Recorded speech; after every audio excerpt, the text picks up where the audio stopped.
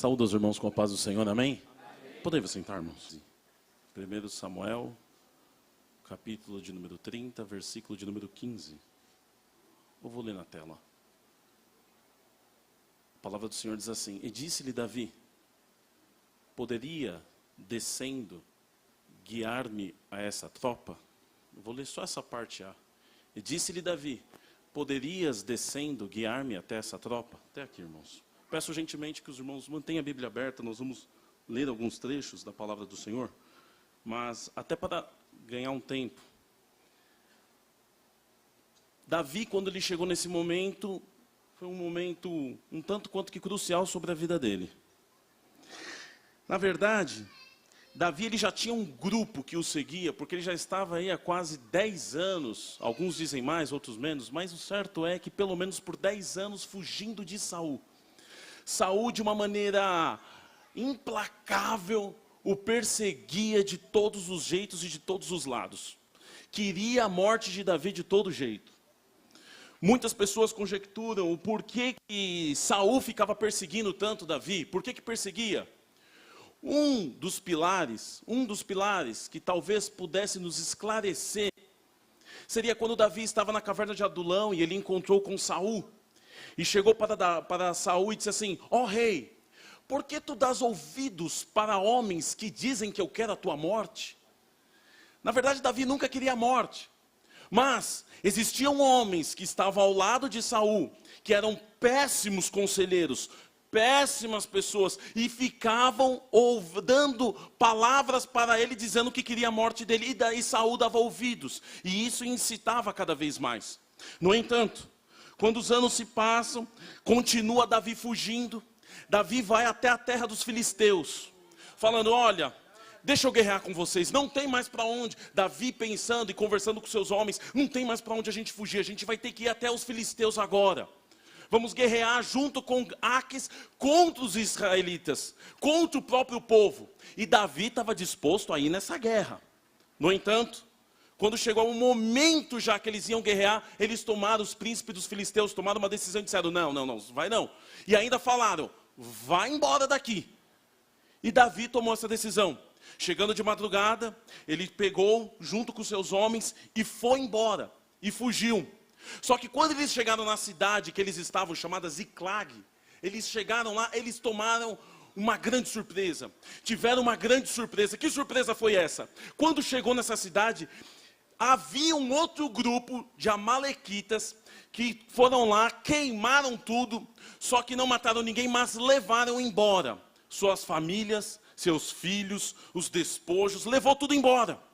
Quando os homens de Davi, juntamente com Davi, chegaram e viram toda aquela destruição, viram que suas famílias, viram que todo mundo foi embora, eles ficaram em desespero. Diz a palavra do Senhor que aqueles homens se angustiaram muito. Aqueles homens começaram a chorar. Aqueles homens começaram a ameaçar Davi. O grupo que lutava junto com Davi. O grupo que Davi tinha dado uma razão de existência. O grupo que Davi foi lá e pegou, acolheu. Esse mesmo grupo agora estava numa situação terrível. Esses homens queriam até mesmo matar Davi. Por quê? Perderam sua família. Perderam seus filhos. Davi ficou numa situação terrível quando chegou nesse momento onde viu que ele perdeu seus filhos. Próprio Davi perdeu as suas 2 mulheres. Quando chegou nessa situação, Davi foi buscar o Espírito de Deus. E o Espírito de Deus falou: pode ir nessa peleja, pode ir atrás que eu vou te dar vitória.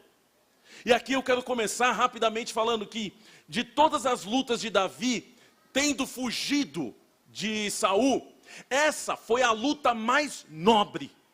Por que foi a mais nobre? Porque todas as lutas, ou era para fugir, ou era para vencer os filisteus, ou era uma luta voltada para que a terra dos israelitas tivesse grande vitória, que a terra conquistasse, que o povo fosse feliz. Mas essa luta era pela família. Essa guerra não era para um povo. Essa guerra não era para uma monarquia. Essa guerra que agora o Espírito de Deus falou: vai que eu vou dar vitória. É pela mulher, é pelos filhos, é pela família. Quantos são aqueles que vêm na igreja e já esqueceram de lutar pela própria família? Parece que está desistindo para o diabo. Parece que está desistindo. Não, meu filho não vai mais aceitar Jesus. Já está nas drogas, já está no tráfico, já está na maconha. Não, minha esposa não vai voltar para Cristo. Em nome de Jesus, ouça o Espírito de Deus, volta para essa guerra, que eu vou te dar vitória. A nossa família é a luta mais nobre que nós podemos ter. Ah, mas eu amo a igreja, eu também amo a igreja. Mas a igreja é a extensão da minha casa. O culto que vai ser uma bênção aqui, começa lá na minha casa. O culto não começa aqui, começa lá. Não adianta nada a gente vir para a igreja, chegar em casa e ficar falando mal do irmão, da irmã, do pastor. Não adianta nada. Por isso que lá, Salomão fala, inclina-te mais a ouvir do que a prestar sacrifício de tolo. Começa em casa. A nossa luta ainda é lá dentro, aonde nós temos que entender que o Espírito de Deus tem que voltar a habitar dentro da nossa casa. Não podemos aceitar perder mãe, pai, filho para Satanás, não, em nome de Jesus. Sua casa não é sinagoga de Satanás, é lá onde o Espírito de Deus habita, e é lá onde ele vai resgatar todos. Preciso avançar. E quando chega, lá em 1 Samuel, capítulo de número 30, eles decidem lutar, eles decidem ir. Aí versículo de número 9 diz assim, Davi e os 600 homens que estavam com ele, foram até o ribeiro de Besor, onde ficaram alguns, pois 200 deles estavam exaustos demais para atravessar o ribeiro. Todavia Davi e os 400 homens continuaram a perseguição. Perceba que uma coisa, quando o Espírito de Deus falou, avança, Davi pegou todos os homens, 600, e foram. Só que a caminhada é muito longa. A caminhada, ela não é curta. Tem gente que usa todas as suas energias já na caminhada rápida. Não, a caminhada é longa. Quando chegou lá, era mais de 80 quilômetros. Só que quando eles chegaram na metade, teve um ribeiro. E quando chegou nesse ribeiro, 200 homens falaram, não aguentamos, estamos lutando, estamos guerreando, a gente vai ficar. E eles ficaram. Eu paro aqui para fazer uma observação muito grande. Quantos são às vezes os irmãos, os obreiros, as famílias, as irmãs, que esquecem e ignoram quando o seu corpo pede para descansar. Não ignore, meu irmão, o seu corpo quando ele estiver cansado. Por isso que na Bíblia, no Novo Testamento, o apóstolo diz, conheça-te a ti mesmo. Você precisa conhecer quando o seu corpo está cansado. Às vezes quando ele pede descanso. Porque quando você está cansado e você quer continuar a caminhada, você toma a decisão errada. Diz a palavra do Senhor, que Esaú, tendo voltado do campo, ele estava cansado. E ele vendeu a primogenitura dele. Tomou uma decisão errada quando não era para tomar decisão. Tomou uma decisão quando não era para falar. Ele falou que não devia ter falado, porque o corpo estava cansado. O corpo precisava de descanso. Quando estamos cansados, tomamos decisões erradas. Quando estamos cansados, começamos a pensar o que não deve pensar. Quando estamos cansados, começamos a agir mal uns com os outros. Tanto é que quando Jesus estava com seus discípulos, chegou um determinado momento que ele falou para eles, venha para o deserto para descansar. Eu preciso que você descanse. A caminhada é longa. Não, mas eu não posso parar. Eu preciso continuar. Vai ter aquele que vai passar na minha frente. Vai ter aquele quem te falou que é uma corrida. Isso não é uma competição. Isso é uma cooperação. Se o teu corpo pede descanso, em nome de Jesus, descanse o teu corpo para que você continue na caminhada. Tanto é que vocês acham que você descansando, quando o teu corpo pede um descanso, você acha que Deus vai ignorar isso? Nada. A própria Bíblia aqui diz isso. Porque quando eles voltaram novamente, o grupo que foi falou, não, é tudo nosso. Aí chega Davi e fala, não, a mesma vitória que você teve, que foi comigo, aqueles que ficaram aqui guardando a bagagem, vai ter do mesmo jeito. A vitória que você teve é aquele que ficou aqui também vai ter, porque eles ficaram guardando a bagagem. No meio do teu cansaço, o Espírito de Deus sempre vai colocar um ribeiro, porque não vai faltar água, não vai faltar comida, não vai faltar nada. O Deus da provisão ainda zela pela tua vida. Aí chega num momento bom, preciso avançar. Porque quando eles começam, eles continuam, deixa para trás, 200, e eles continuam. Aí chega no versículo de número 11. A palavra do Senhor diz: e encontraram um egípcio no campo, um homem egípcio, e o trouxeram a Davi. Deram-lhe água e comida, um pedaço de bolo de figos prensados e 2 bolos de uvas passas. Ele comeu e recobrou as forças, pois ele tinha ficado 3 dias e 3 noites sem comer e sem beber. Davi lhe perguntou: a quem você pertence e de onde você é? E ele respondeu: sou um jovem egípcio, servo de um amalequita. Meu senhor me abandonou, fiquei doente há 3 dias. O grupo continuou. O grupo de 400 homens avançou. Só que chega num determinado momento, porque Davi, ele não sabia para onde aquele grupo foi. Eles estavam avançando pela palavra de Deus que falou: vai. Talvez um ou outro soubesse, mas aquele grupo foi muito longe. Só que quando chegou num determinado momento, quando eles continuaram avançando, diz a palavra do Senhor, e acharam um homem, nós lemos aqui no versículo de número 11, acharam um homem que estava lá 3 dias, adoecido. Quando vai conversar com ele: eu sou um escravo egípcio. E aí está uma parte bem interessante, porque egípcio não escraviza egípcio. Muito provavelmente aquele jovem era de alguma outra nacionalidade, pequeno, que foi levado ao Egito, que escravizaram. A prova disso é o próprio José, que a gente estuda na palavra do Senhor, o José do Egito. Ele foi escravizado, mas ele não era do Egito. Da mesma forma, esse jovem, muito provavelmente, ele foi escravizado, foi colocado. Aí algum senhor amalequita pegou esse jovem e falou: você vai ser meu escravo, nós vamos nesse grupo aqui. E no grupo que ele pertencia dos amalequitas, eles lutavam. No entanto, chegou um determinado momento aonde aquele jovem ficou escravo, dependendo e tendo que combater aquela luta do amalequita. Porque, meu irmão, o mundo só faz isso, só escraviza. A parte mais triste da história desse jovem é que simplesmente ele era escravo da própria história. Não tinha forças mais. O pecado faz isso. O pecado te escraviza de um jeito que você não consegue contar nem a tua própria história.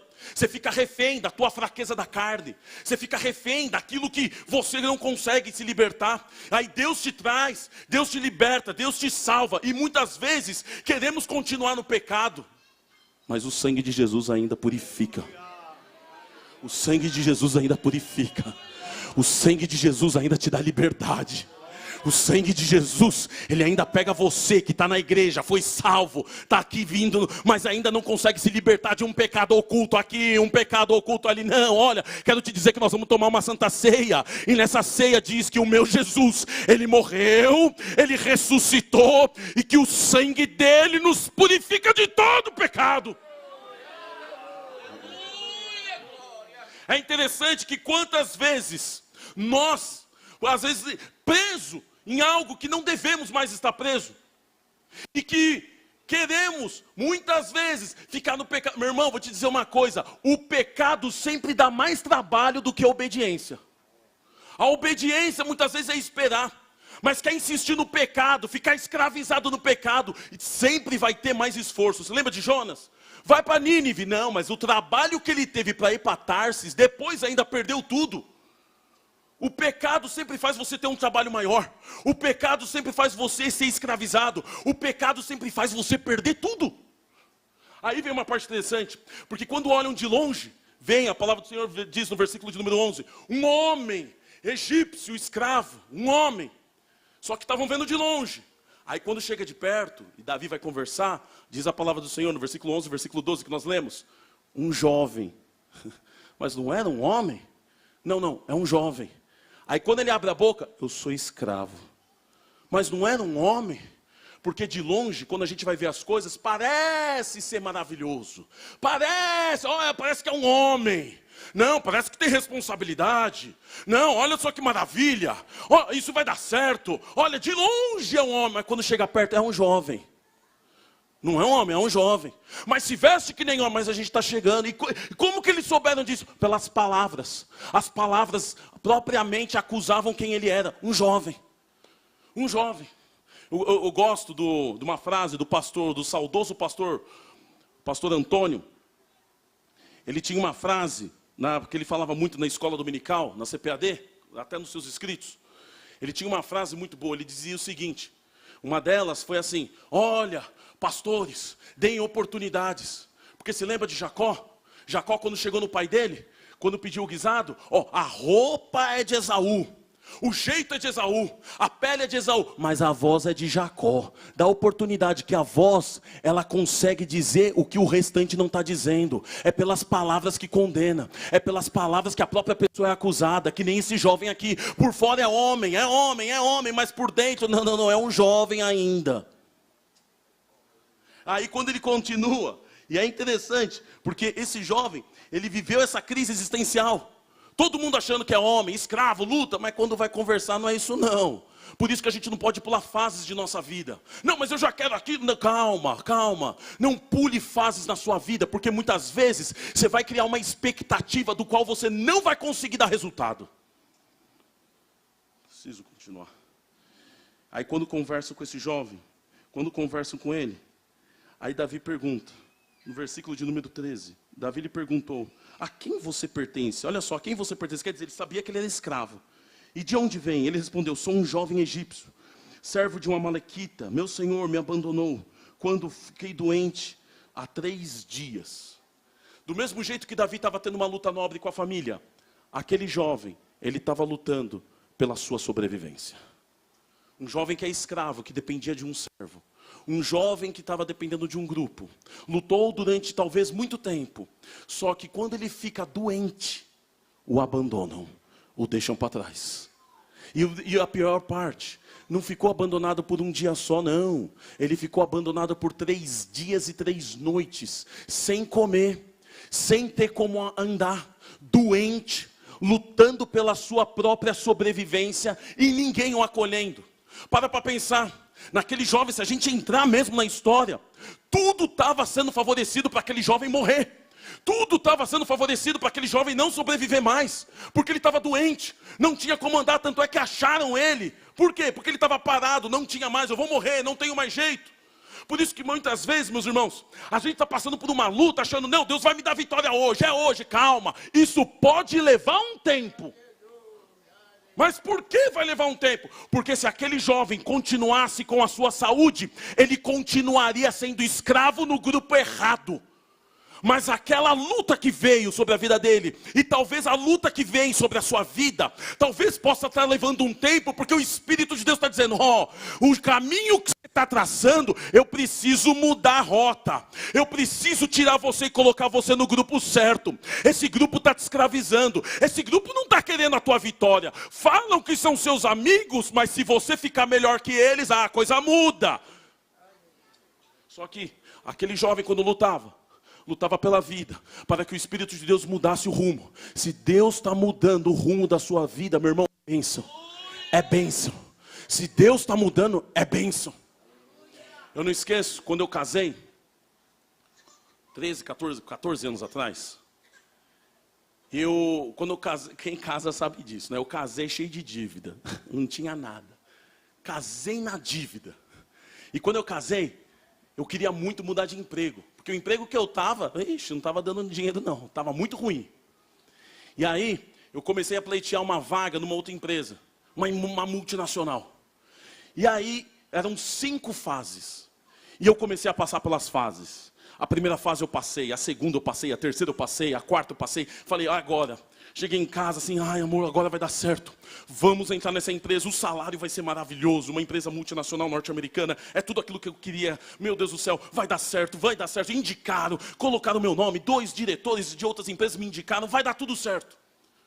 Quando chegou no momento certo, de eu fazer a entrevista, sobrou 2 pessoas para uma vaga, eu e mais um.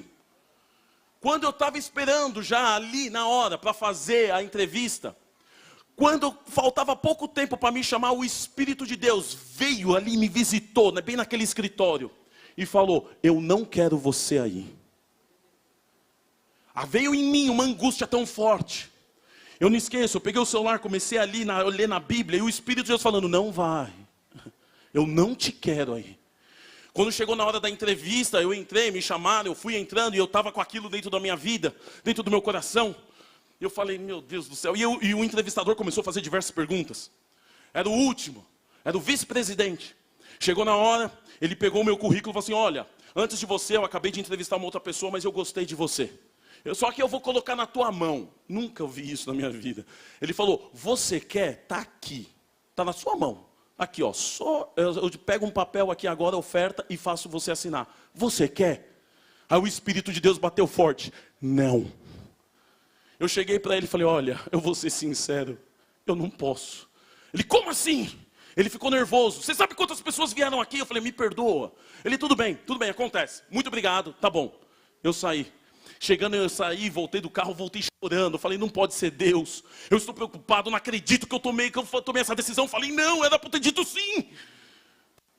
Aí eu continuei na empresa que eu estava. Falei isso para minha esposa e passaram-se os dias. Passaram-se 3 meses. Quando eu acordo de manhã e eu estou indo trabalhar, meu telefone começa a tocar. Falando, Kleber, você viu o que está acontecendo? Você viu o que aconteceu? Eu falei, não, o que aconteceu? Olha só, e eu entrei no site do UOL ainda. Quando eu entrei no site, estava lá, é o nome da empresa bem grande, dizendo, pediu recuperação judicial e mandou mais de 5.000 funcionários embora. Se Deus está mudando os planos da tua vida, é bênção.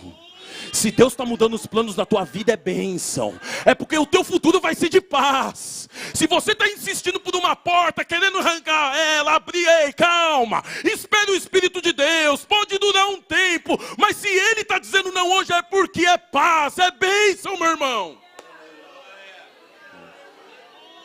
Eu ia estar na fila dos desempregados, meu irmão. Mas sabe o que acontece? O não de Deus sempre nos dá paz. Porque se Ele fala, Ele também dá a provisão, meu irmão. Não vai faltar na tua casa.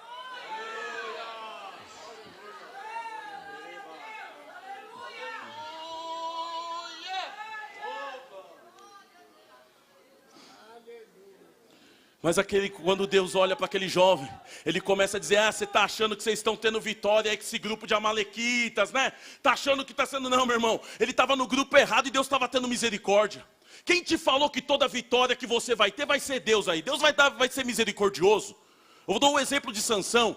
Sansão foi lá e matou leão, mas Deus não colocou Sansão para matar leão. Sansão estava no lugar errado, no caminho errado, mas Deus teve misericórdia. Para Davi, não. Davi, o Espírito de Deus fez dele caçador de leão.